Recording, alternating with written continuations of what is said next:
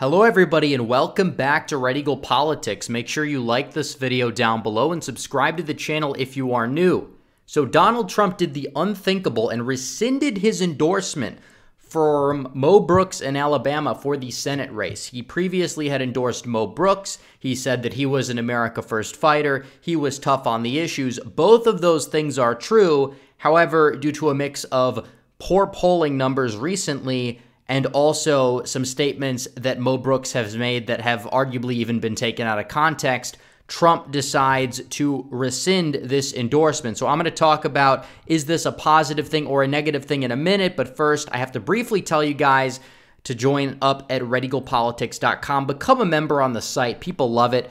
We have a few hundred members. They love all of the exclusive videos, articles, the Discord server for just 16 cents a day. It's well worth it. The link is in the pinned comment down below. But we have to talk about Mo Brooks because this is all about Mo Brooks today. It's been in the news. It's been all over Twitter. And, well, I think it's a bad move. I really do. And I think that there are some legitimate criticisms of the way that Mo Brooks has handled his campaign. But I think that just jumping the gun and deciding to say that he's not going to endorse him, especially when the other candidates are downright awful and downright neocons, establishment hacks that are being pushed by the worst people in the Republican Party. They're being pushed by your Mitch McConnell. You could look at the current list of these people. Look at who's endorsing Katie Britt. It's a lot of these establishmentarian characters. It's Richard Shelby, the current Rhino senator. She worked for him. Now he is fully behind Katie Britt. You have Shelley Moore Capito, who's meh. Again, Lindsey Graham is vehemently behind Katie Britt. And you look at all of these organizations and PACs that are supporting her, just the weakest, most establishment conservative PACs, the identity politics PACs, like the pro-women, we need to elect these people because they're women type of PACs. Those are the people that are supporting Katie Britt. Mo Brooks was represented in the endorsement game behind Stephen Miller, behind Rand Paul, who again on the issues may not be perfect, but does make good endorsements. Ted Cruz also has arguably a better endorsement game than most other people. Not saying there aren't legitimate criticisms of Ted Cruz, and he was supported by Barry Moore, MTG. You look through the endorsement list, pretty much everybody. Wendy Rogers, Don Jr., pretty much everybody that's relatively solid and typically supports populist candidates. And he's been an America First fighter in Congress. He's been one of the best representatives that the Republican Party has had over the past 10 years. And he should have been the nominee in 2017. And because he wasn't the nominee, because he didn't get that Trump endorsement, well, you had Senator Doug Jones in there for 2.5 years. So that's the bottom line here. We understand that Mo Brooks was a very solid representative. He would make a great senator. He still might get elected. We'll talk about that in a minute. But Trump decides to sit up here and say, no, he doesn't like Mo Brooks. And I guess you could look at this, and he basically said Mo Brooks said some things about 2020 where he says he went woke on 2020 on the issue of the election, which is not entirely true. I mean, he did say something that was a little off, a little weird, that could be misinterpreted, obviously. But Trump has endorsed a lot of people that have said questionable things about 2020 and about 1-6. He endorsed Tim Scott, Mike Crapo, these other people that threw their support behind Joe Biden on like November 5th of 2020. Like, these are the people that Trump has endorsed his entire career and his endorsing for 2022. But now he has to rescind Mo Brooks' endorsement because of something that he said that might be a little bit out of context. It's ridiculous. Mo Brooks is an America First fighter and has been his entire career.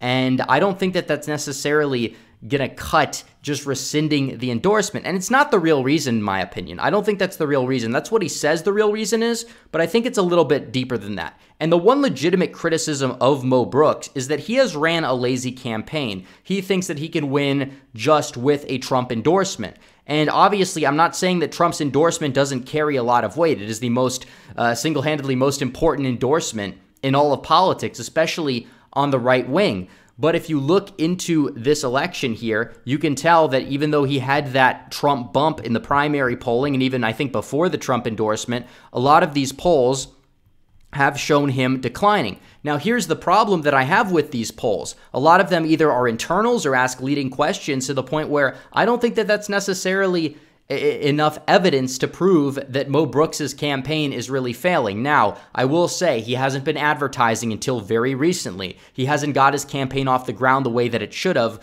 but no, he's not down there at 16%. I highly doubt that he's going to be frozen out of the runoff by Katie Britt and Mike Durant, who's another candidate who could probably get Trump's endorsement. I would personally prefer Mike Durant to get Trump's endorsement comparatively to Katie Britt, because Katie Britt is just awful. She is that Mitch McConnell choice.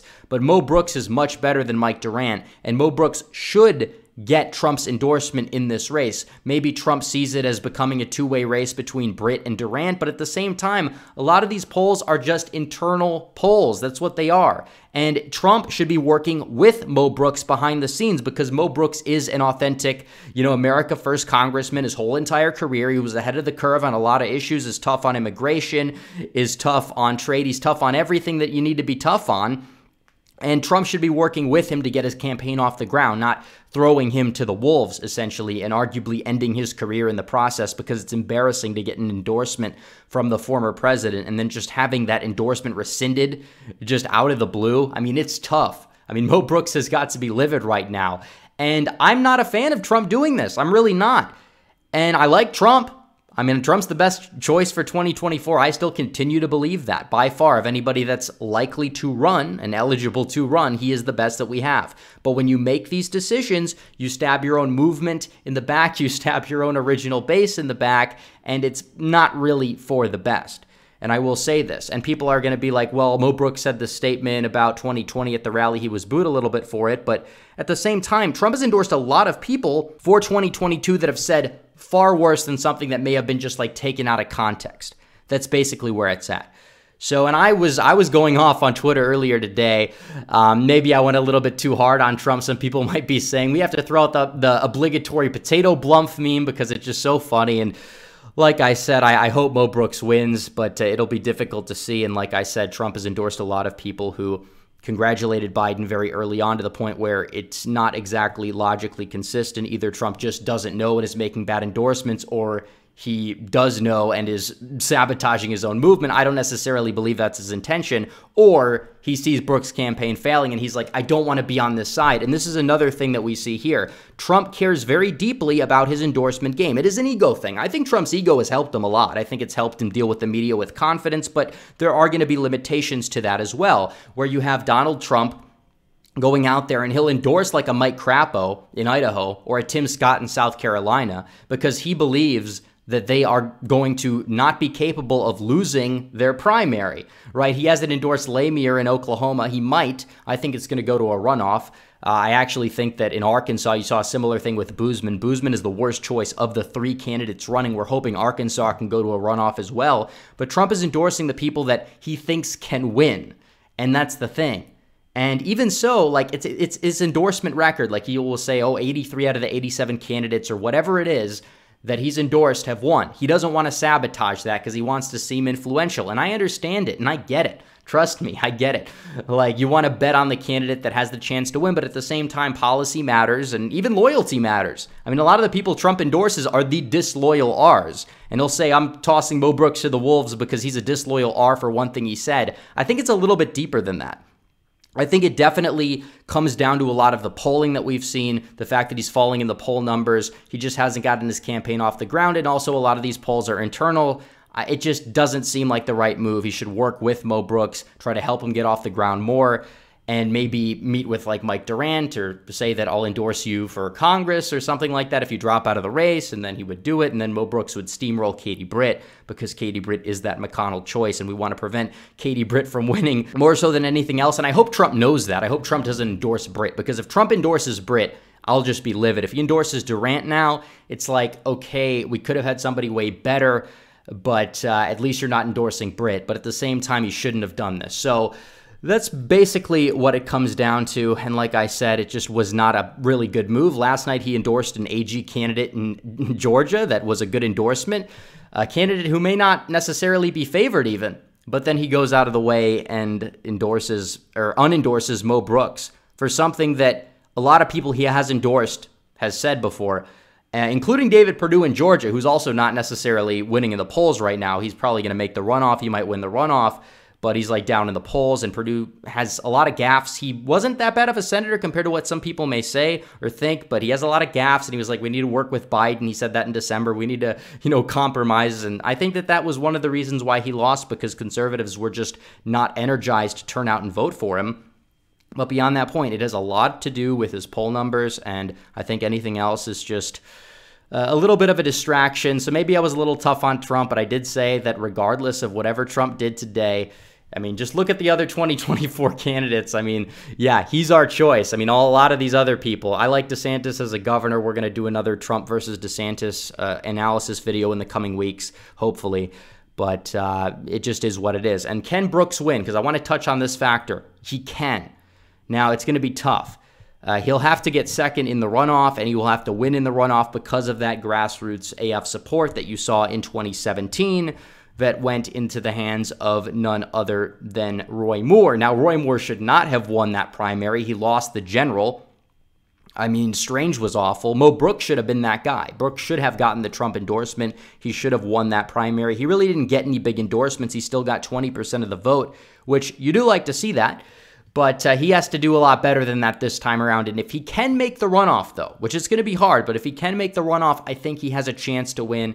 I mean, in 2020, we saw Jeff Sessions, who Trump vehemently was against Jeff Sessions, a little bit too against Sessions. He wasn't really a good AG, I agree, but he was a good senator, very tough on immigration. And Sessions made that runoff, but at the same time, at the end of the day, he ended up losing by 20, but he still got 40% of the vote. So maybe Trump's endorsement does matter a little bit less, especially because the Tuberville Sessions thing had more to like directly implicate that. And also Tuberville was football guy. He was that football coach from Auburn, and that really helped him out a lot as well. So it's also important to take that into consideration. So Brooks can win. It's going to be harder, though, and I think Trump made a mistake. I think there were better ways to deal with it. Brooks was just starting to get off the ground. He has ads from Club for Growth running. He's got a lot of ads running now. He shouldn't unendorse right now. He should have waited at least a little bit. And yeah, if he was actually going to be a problem in terms of Brit, and that's actually Trump's intention, is trying to sabotage Brit by doing this more so than anything else, then, well, maybe. Maybe that would make sense to throw his support behind Durant, but it doesn't seem like that was guaranteed to happen. So anyways, guys, thanks for watching this video. I want to see what you guys think. Leave a comment down below. Am I wrong? Was this the right move? Or should have Trump kept the Brooks endorsement? Leave your comment down below. So anyways, guys, like this video. Make sure to subscribe, hit the bell for notifications so you never miss another video. Follow me on social media. Join the website. Links in the description. As always, guys, thanks for watching. Red Eagle, out.